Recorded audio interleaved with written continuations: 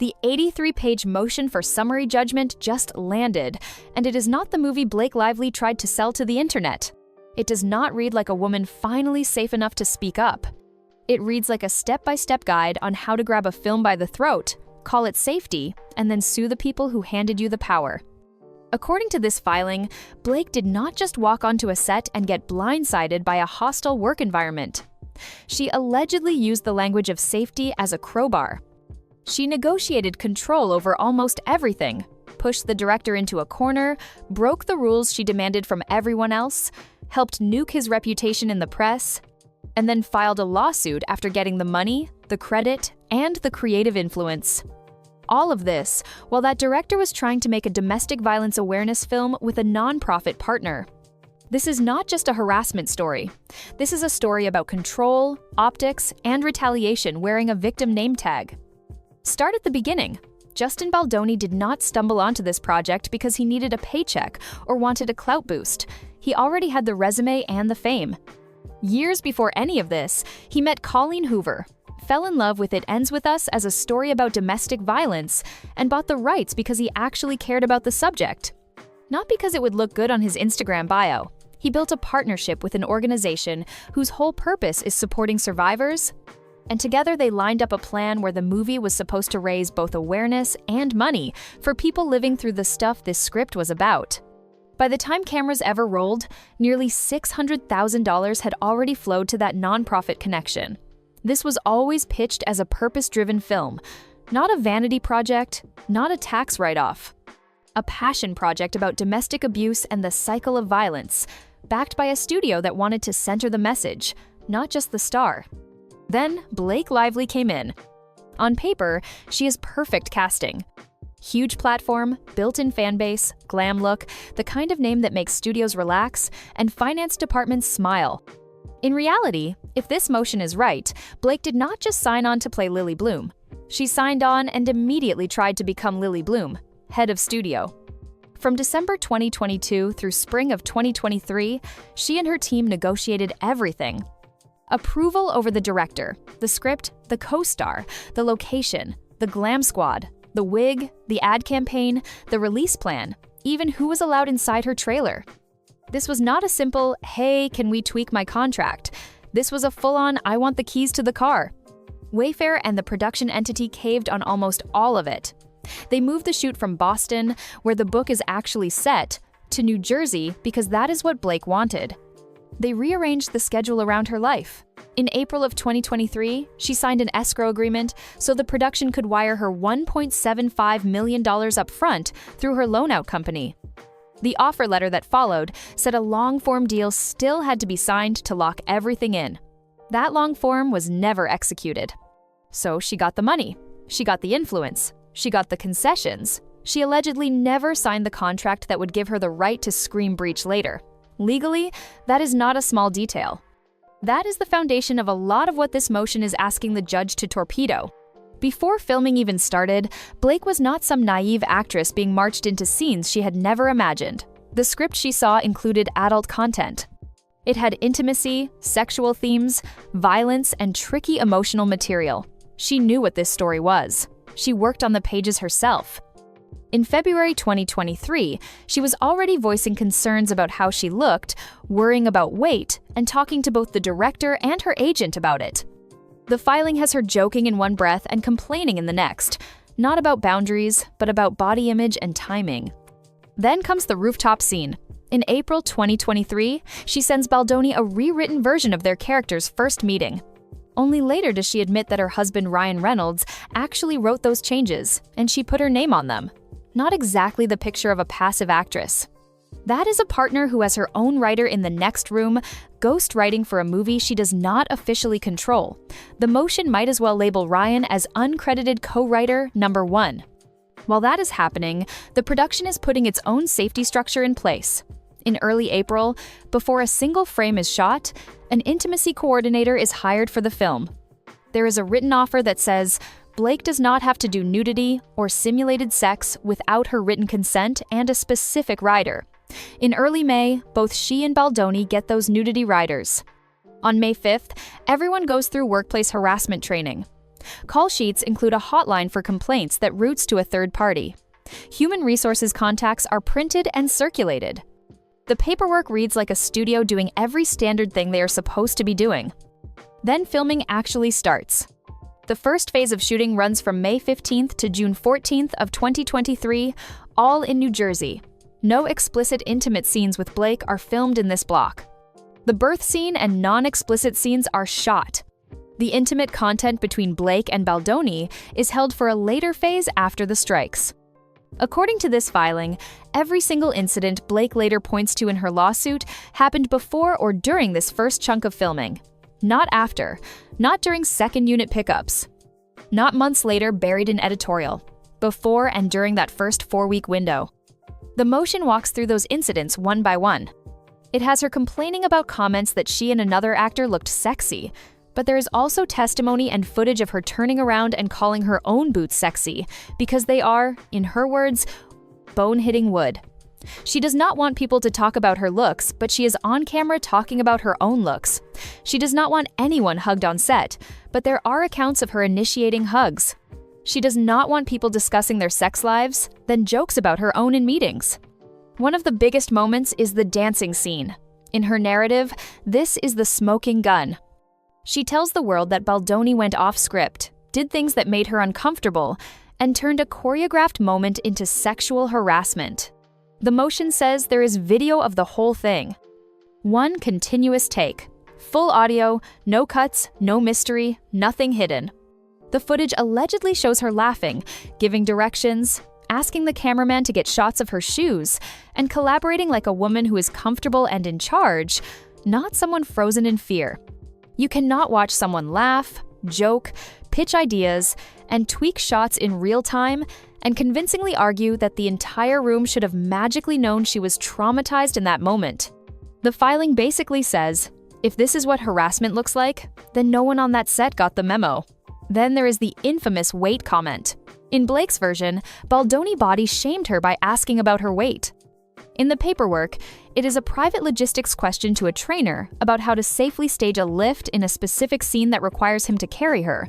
She is not present. It is not a joke at her expense. It is a safety calculation.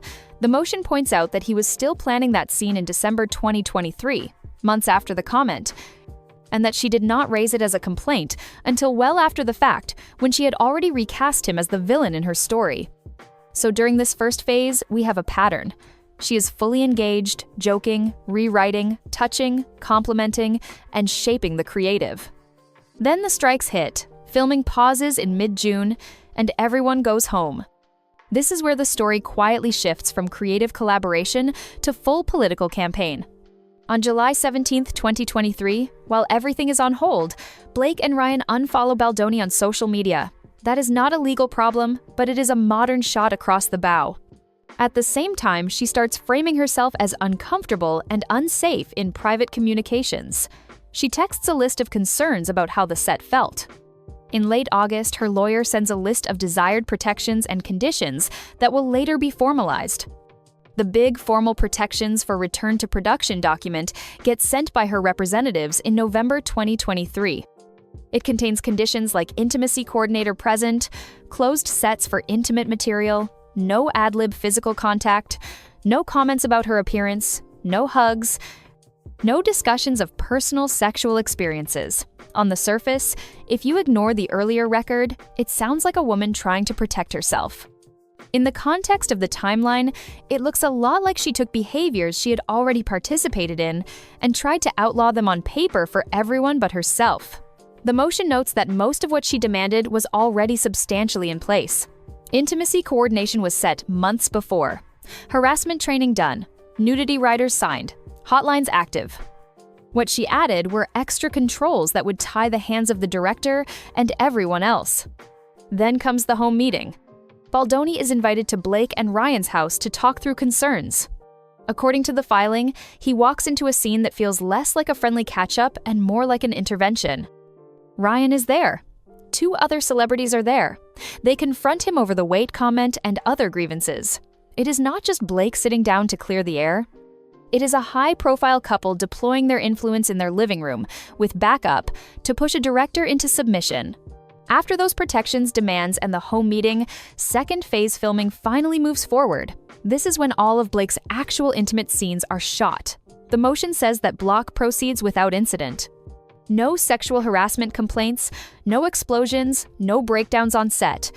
At the same time, it says Blake is exercising near total control over the second half of production. She is shaping creative decisions, pushing for changes, and using her status and network to influence everything from casting to marketing. If the filing is right, she is essentially co-running the film in that period. So now you have a timeline where she has substantial influence from the beginning, puts even more conditions in place during the strike hiatus, then walks into second phase with even more leverage and a long list of protections that largely describe conduct she herself had already engaged in. Then we hit 2024 and the revenge by 1,000 cuts phase. In June 2024, there is a book bonanza promotional event for the film at Colleen Hoover's convention. The filing says Baldoni is not allowed to attend. It is his film, his passion project, his domestic violence awareness campaign, and he is being kept out of the room while the star holds court. A month later, there is a marketing shoot run by Ryan's company. She has him excluded from that too. By late July, emails show her agents and Sony executives talking about how to handle the red carpet for the New York premiere. What happens on August 6, 2024 is brutal. According to the motion, Baldoni and his team are told to wait in a basement while Blake does the red carpet. They are only allowed onto the carpet at carefully scripted moments when she is not present. They watch the finished movie on a separate screen, away from the main event. Read that again. The director who developed the project, bought the rights, partnered with a nonprofit, and shepherded it for years, is forced to wait downstairs and watch his own film on a different screen so the star can own the spotlight without him in the frame. That is not safety. That is erasure. The negative press about Baldoni ramps up around this time. The motion says Blake and Ryan are not just bystanders reading headlines. It has them actively spreading negative information about him to friends, industry contacts, and the media, while also trying to kill negative stories about her. They unfollow him, shut him out of events, then complain when his team hires crisis PR to manage the mess. In her version of the story, his PR response is a smear campaign. In his filing, her media maneuvering is the smear campaign, and his response is self-defense. Then we get to the legal chess game that looks really bad if you believe this timeline. On October 1st, 2024, a company associated with her PR world files a case in New York State Court against anonymous Doe defendants. No one is ever actually named or appears in that suit. But the existence of the case lets them issue a subpoena for documents from the phone of a publicist who worked for Baldoni's side. Those documents include private communications that have nothing to do with Blake's current claims of harassment on set. The motion calls this a sham subpoena and an abuse of judicial process. The case is quietly dismissed in December without anyone on the receiving end ever having a chance to push back inside that courtroom. Right after that, on December 20th, her representatives send a cease and desist letter complaining that various defendants violated her, protections for return to production, and her supposed contract rider. Remember, the long-form agreement was never signed, and there is no executed rider. She is basically yelling breach over documents that never made it out of draft mode. The next day, December 21st, a long New York Times article runs painting Baldoni and his team as boundary-violating harassers, who then allegedly ran a smear campaign against the poor star who just wanted to feel safe. That article uses material pulled from the subpoenaed phone. Her California administrative complaint is filed just before it publishes. Her New York federal complaint lands on December 31st. The sequence is not subtle. Subpoena the documents, pull the texts, leak the story, blast the narrative, file the lawsuit. Fast forward to now, and we are back where we started, with an 83-page motion for summary judgment that stacks all of this in chronological order and basically tells the judge, here is the actual record, not the social media thread. It highlights that Blake negotiated every inch of her involvement for a year, got paid in full upfront, never signed the long form, and is now suing as if she did. It highlights that the studio had harassment training, an intimacy coordinator, nudity writers, and hotlines in place before filming. It points out that every alleged bad incident happened before or during a first phase of shooting that did not include her actual intimate scenes, and that after she made her protections demands, the later intimate scenes filmed smoothly. It points out the moments where she complains about sexualizing comments, then on video sexualizes herself and others. It points out that she says she was powerless, while internal emails and testimony show her controlling location, schedule, script, and creative decisions. On top of that, it adds the media campaign, the marketing exclusions, the premiere basement treatment, the sham subpoena, the cease and desist based on non-existent contract terms, and the fact that she sued without giving the production company a contractually required chance to fix anything. Legally, the motion is asking for a lot. It is telling the judge that there is no real dispute on key facts, that she cannot prove a hostile work environment when she was rewriting scripts, leading scenes, and coming back for more work, that her contract claims fail because she never actually finalized the contract, and that her damages are blocked by her own choices and the terms she never executed. If the judge buys even part of that, big chunks of her case die before a jury ever hears a word. Publicly, if this survives long enough to play out at trial, every clip mentioned in this motion becomes an exhibit. The dancing scene video plays. The birth scene footage plays. The texts and emails get blown up on screens. The witnesses testify about what they saw on set. And the gap between the story she told the press and the story captured on camera gets very hard to ignore. That is the real power of this timeline. When you line her narrative up next to the receipts, it stops looking like a simple case of an actress finally calling out an abusive workplace and starts looking like a coordinated attempt to use a very real social issue for personal leverage. She talked about safety. The documents talk about control. She talked about trauma. The videos show comfort. She talked about being shut out. The emails show her closing doors on other people. If the judge agrees with the motion, this case ends on paper instead of in front of a jury. If the judge does not, then this entire 83-page timeline becomes the script for cross-examination. Either way, once you see the actual order of events, it is very hard to keep pretending this is just a simple story about a woman finally feeling brave enough to speak. It looks a lot more like a story about someone who got everything she wanted, and when the director would not roll over completely, tried to bury him under a script she wrote after the cameras stopped rolling. She weaponized safety, rerouted the spotlight, and bet on the public never seeing the raw footage behind her polished monologue. Now the evidence is on the table, the timeline is in order, and the victim costume is starting to look a size too small.